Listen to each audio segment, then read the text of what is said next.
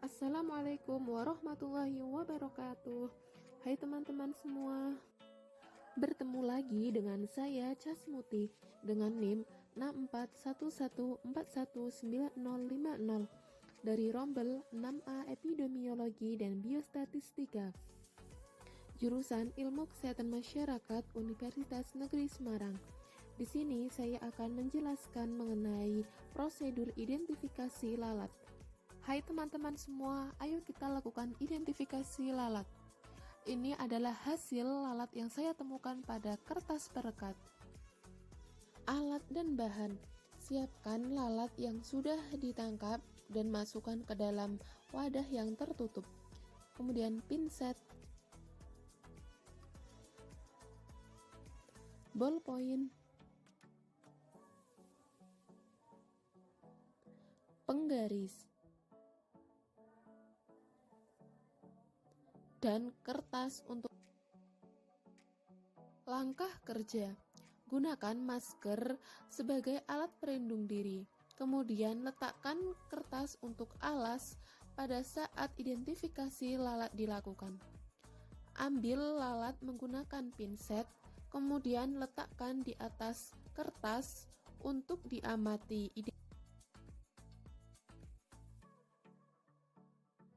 Gunakan penggaris untuk mengukur panjang lalat.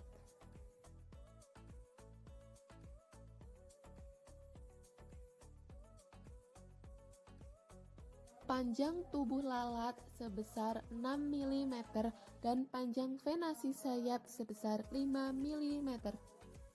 Lalat memiliki tubuh berwarna abu-abu kehitaman pada bagian abdomen berwarna kuning-orange dan ujungnya coklat kehitaman. Pada bagian permukaan atas toraks terdapat 4 garis berwarna hitam. Kepalanya besar berwarna coklat gelap, mata besar menonjol dan terpisah.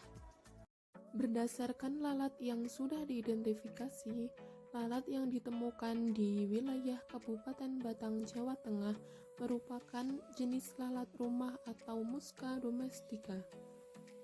Definisi: Musca domestica atau lalat rumah atau sering disebut housefly adalah salah satu spesies serangga yang melimpah di seluruh dunia. Lalat rumah atau Musca domestica termasuk dalam filum Arthropoda, kelas Hexapoda dan ordo Diptera. Serangga dalam ordo Diptera memiliki 2 sayap dan pada bagian belakang terdapat sepasang halter yang digunakan sebagai alat keseimbangan. Lalat rumah banyak dijumpai di sekitar pemukiman manusia dan berperan sebagai penyebaran penyakit seperti diare, disentri, kolera, dan demam tipoid. Lalat rumah atau Musca domestica mudah berkembang biak. Tempat perindukannya di timbun sampah, tinja manusia dan binatang. Setiap 3-4 hari, seekor lalat betina bertelur dalam 5-6 kelompok yang masing-masing berisi 75-150 butir telur. Selanjutnya adalah klasifikasi lalat rumah. Berdasarkan lalat yang sudah diidentifikasi masuk ke dalam kingdom Animalia, filum Arthropoda, kelas Hexapoda, ordo Diptera, famili Muscidae, genus Musca, dan spesies Musca domestica. Selanjutnya yaitu morfologi lalat rumah. Lalat memiliki tubuh berruas-ruas dengan tiap bagian tubuh terpisah dengan jelas. Anggota tubuhnya berpasangan dengan bagian kanan dan kiri simetris. Dengan ciri khas tubuh terdiri dari bagian yang terpisah menjadi 3 yaitu kepala, toraks, dan abdomen, serta mempunyai sepasang antena atau sungut dengan 3 pasang kaki dan 1 pasang sayap. Selanjutnya, ordo ini memiliki tipe alat mulut untuk mengunyah dan menghisap atau menjilat dan menghisap membentuk alat mulut yang seperti belalai disebut proboscis. Proboscis ini dapat ditarik ke dalam atau dijulurkan sesuai dengan keperluan hewan tersebut. Sesuai dengan namanya, hewan dari ordo ini mempunyai 2 pasang sayap depan. Sedangkan sayap belakang berubah bentuknya menjadi suatu bulatan kecil yang disebut dengan halter. Halter ini digunakan sebagai alat keseimbangan dan alat untuk mengetahui keadaan angin. Kemudian, lalat rumah berukuran sedang dengan panjangnya 6-7,5 mm, berwarna hitam keabu-abuan dengan 4 garis memanjang pada bagian punggung. Mata lalat betina mempunyai celah lebih lebar dibandingkan lalat jantan. Antenanya terdiri atas 3 ruas. Ruas terakhir paling besar, berbentuk silinder dan memiliki bulu pada bagian atas dan bawah. Bagian mulut atau proboscis lalat seperti paruh yang menjulur digunakan untuk menusuk dan menghisap makanan berupa cairan atau sedikit lembek. Bagian ujung proboscis terdiri atas sepasang labella berbentuk oval yang dilengkapi dengan saluran halus disebut pseudotrachea, tempat cairan makanannya yang diserap. Kemudian sayapnya mempunyai 4 garis atau strap yang melengkung ke arah kosta atau rangka sayap mendekati garis ketiga. Garis atau strap pada sayap merupakan ciri khas pada lalat rumah dan merupakan pembeda dengan muska jenis lainnya. Pada ketiga pasang kaki, lalat ini ujungnya mempunyai sepasang kuku dan sepasang bantalan disebut pulvillus yang berisi kelenjar rambut. Pulvillus tersebut memungkinkan lalat menempel atau mengambil kotoran pada permukaan halus kotoran ketika hinggap di sampah dan tempat kotor lainnya. Selanjutnya yaitu daur hidup lalat rumah. Metamorfosis sempurna yang dialami lalat adalah sebagai berikut, yaitu melalui stadium telur, stadium larva, stadium kepompong atau pupa, dan yang terakhir yaitu stadium dewasa. Siklus ini bervariasi tergantung pada keadaan lingkungan perkembangbiakannya. Waktu yang dibutuhkan lalat menyelesaikan siklus hidupnya sejak dari masih telur sampai dengan dewasa antara 12-30 hari. Rata-rata perkembangan lalat memerlukan waktu antara 7-22 hari, tergantung dari suhu dan makan yang tersedia. Yang pertama yaitu fase telur. Telur lalat berwarna putih dengan ukuran kurang lebih 1 mm.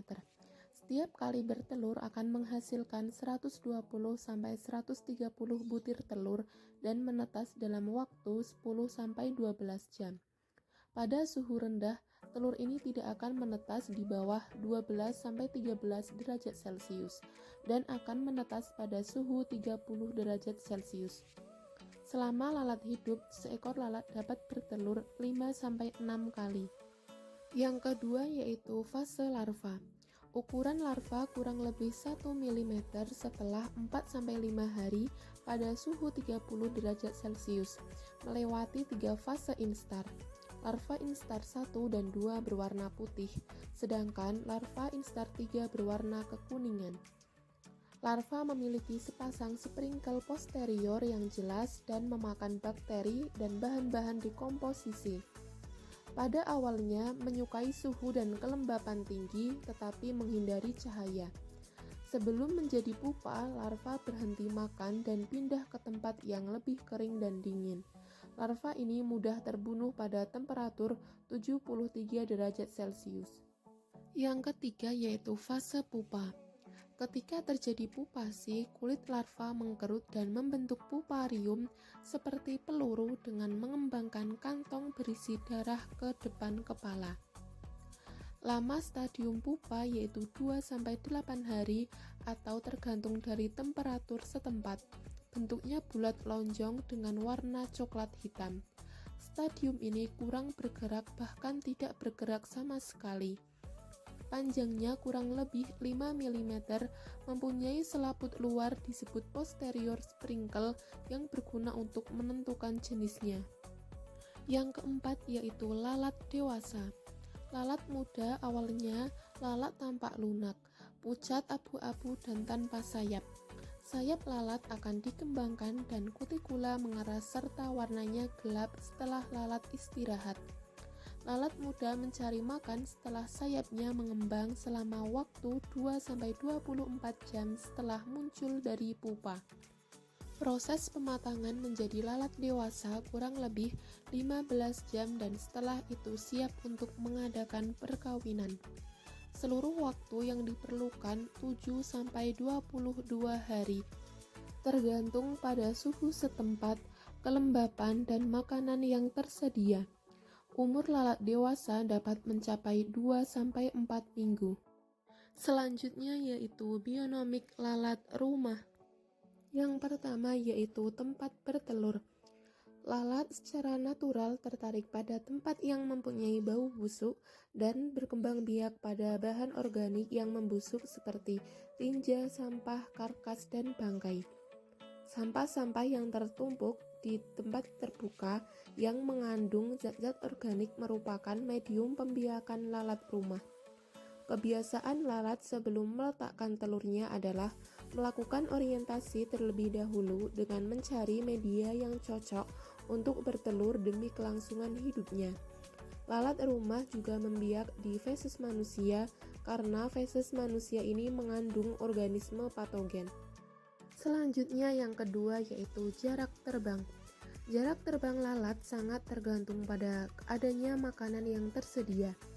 Lalat rumah bisa terbang jauh dan bisa mencapai jarak 15 km dengan waktu 24 jam.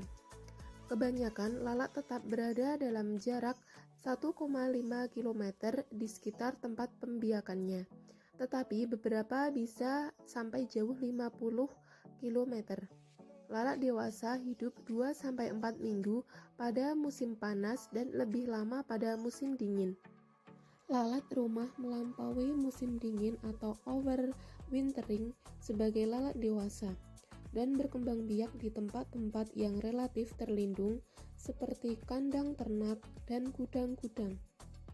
Yang ketiga yaitu tempat istirahat. Lalat lebih menyukai tempat yang tidak berangin tetapi sejuk dan kalau malam hari sering hinggap di semak-semak di luar tempat tinggal. Lalat beristirahat pada lantai, dinding, langit-langit, jemuran pakaian, rumput-rumput, kawat listrik, dan lain-lain, serta sangat disukai tempat-tempat dengan tepi tajam yang permukaannya vertikal. Tempat istirahat tersebut biasanya dekat dengan tempat makannya dan tidak lebih dari 4,5 meter di atas permukaan tanah. Di dalam rumah, lalat istirahat pada pinggiran tempat makanan, kawat listrik, dan tidak aktif pada malam hari. Yang keempat yaitu kebiasaan makan. Lalat tertarik pada makanan manusia sehari-hari seperti gula, susu, makanan olahan, kotoran manusia dan hewan, darah, serta bangkai binatang. Bentuk makanannya cair atau makanan yang basah. Sedangkan makanan yang kering dibasahi oleh ludahnya terlebih dahulu, baru dihisap. Lalat makan paling sedikit 2-3 kali sehari. Pada saat hinggap, lalat mempunyai mekanisme mengeluarkan air liur dan melakukan defekasi. Selanjutnya yaitu penyakit akibat lalat rumah. Lalat dapat berperan sebagai vektor penyakit secara mekanis karena memiliki bulu-bulu halus di sekujur tubuhnya dan suka berpindah-pindah dari suatu makanan, biasanya bahan organik yang membusuk ataupun kotoran, ke makanan lain untuk makan dan bertelur.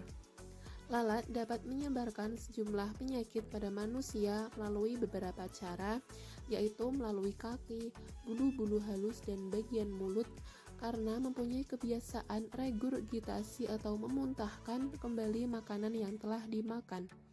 Lalat rumah atau Musca domestica dapat bertindak sebagai vektor penyakit tifus, penyakit perut lainnya seperti disentri, diare, kolera, dan penyakit kulit. Maka dibutuhkan pencegahan dan pengendalian lalat rumah. Yang pertama yaitu dengan cara fisik. Cara fisik merupakan cara yang murah, mudah, dan aman, tetapi kurang efektif apabila digunakan pada tempat dengan kepadatan lalat yang tinggi. Tindakan secara fisik bisa dilakukan dengan menggunakan ultraviolet, umpan kertas atau sticky tape, light trap with electrocutor, kertas perekat lalat, pemasangan kawat kasa, dan perangkap lalat atau fly trap. Yang kedua yaitu dengan cara kimia. Cara kimia merupakan pengendalian vektor menggunakan insektisida. Beberapa metode kimia yang dapat dilakukan adalah vaporizing, toxic bait, space spraying di dalam rumah maupun di luar rumah, dan residual spraying atau slow lasting pada tempat peristirahatan lalat. Cara yang ketiga yaitu cara biologi. Cara pengendalian biologis dilakukan di laboratorium dengan menggunakan makhluk hidup berupa predator, parasitoid maupun kompetitor. Predator yaitu seperti burung pemakan lalat. Kemudian yang keempat yaitu dengan cara perbaikan lingkungan. Pengendalian lalat dapat dilakukan dengan cara perbaikan lingkungan, terutama melalui tempat pembuangan sampah yang memenuhi syarat kesehatan. Sekian penyampaian materi pada video kali ini. Terima kasih kepada teman-teman yang sudah menonton. Jangan lupa like, komen, dan subscribe. Terima kasih banyak. Wassalamualaikum warahmatullahi wabarakatuh.